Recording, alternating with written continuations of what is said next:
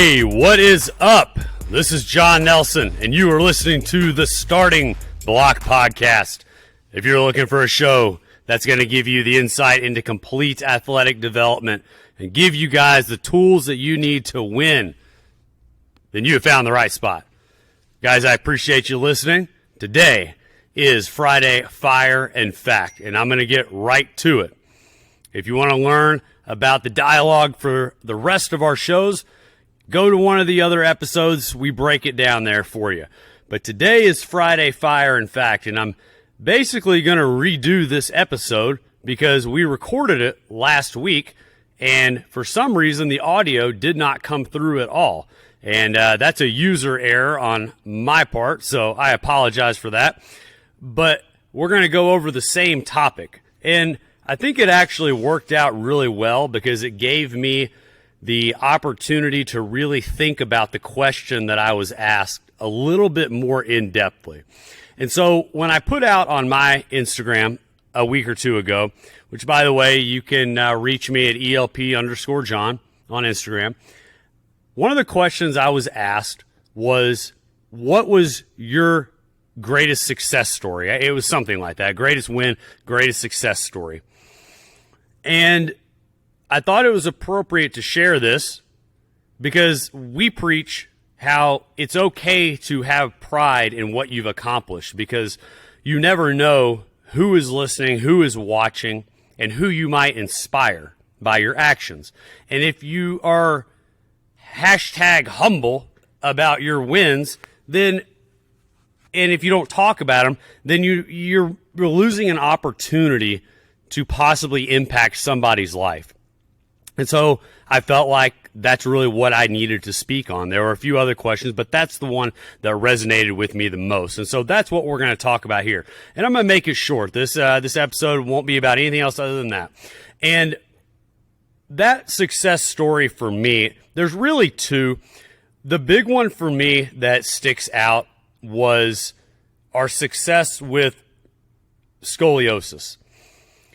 This is a story that I haven't talked about in a long time for no particular reason. Just it happened probably, 8-9 years ago, I guess, something like that. And, it's just time goes by. It's one of those things that we just didn't talk about a whole lot anymore. And I still see the family. We have a great relationship with the family and the individual with whom we worked. And I haven't talked to her in a while, but I hope she's doing well. I had to kind of dig through some of our records to actually get the information since it'd been a minute. So the story with scoliosis. Now, I always preface, and it's important that people listening who don't know who we are, we're not doctors, we're not PTs. Okay, we have a great network of healthcare providers that we do work with. You've listened to some of them on the show, but here locally, like we have great orthos we work with and PTs, massage therapists and chiros, all kinds of people that we work with. So I always preface, I'm not a doctor, I'm not a healthcare provider, and we don't step across those lines ever. So I was not treating scoliosis. That was not the objective. So make sure that's clear. We were not treating scoliosis. The family approached us and asked us, hey, she's having some pain. Here's the situation. Is there anything that we can do to help? And so we went through our standard protocol. We evaluate how the nervous system tells the muscles what to do. And so whether you're coming in with knee pain, elbow pain, back pain, something like that, hip, what have you, we're going to go through a very similar process because the theory and the philosophy is that pain and injury occur because muscles don't properly absorb force. And you can't over-strengthen that. You can't strengthen a muscle and impact how it absorbs force. It doesn't work that way. The muscle is shut down. We have to get it to fire again. We have to get it responding quickly. And we have to find where that neurological inhibition resides. So I went through the process. So then we started going, and things were going very well, feeling better. She was doing well in her, sporting events that she participated in.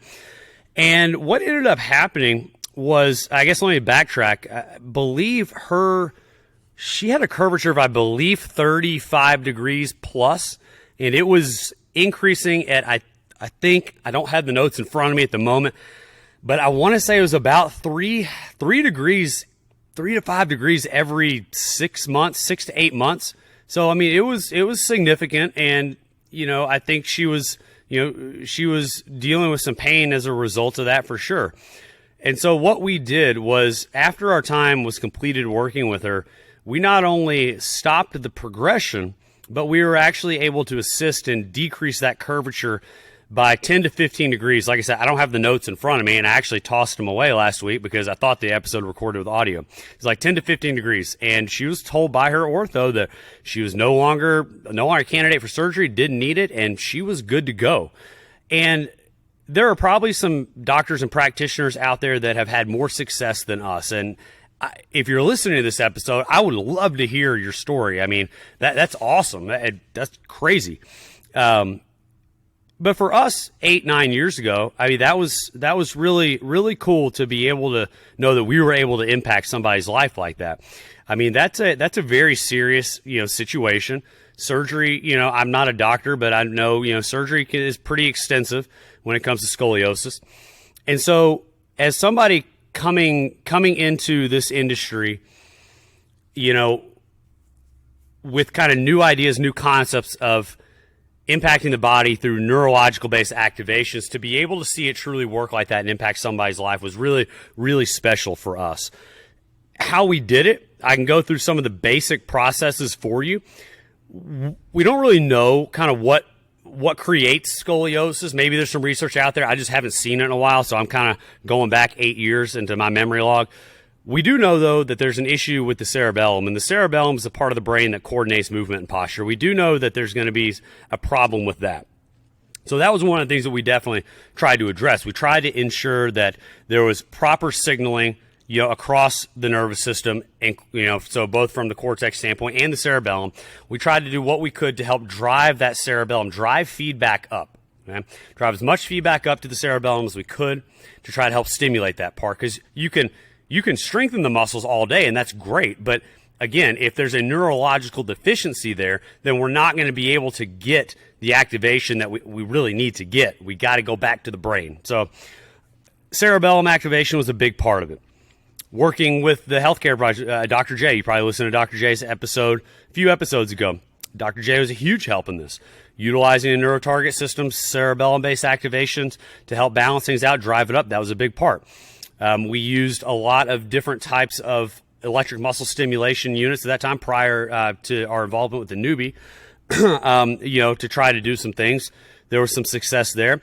We also went through a lot of isometric type work as well.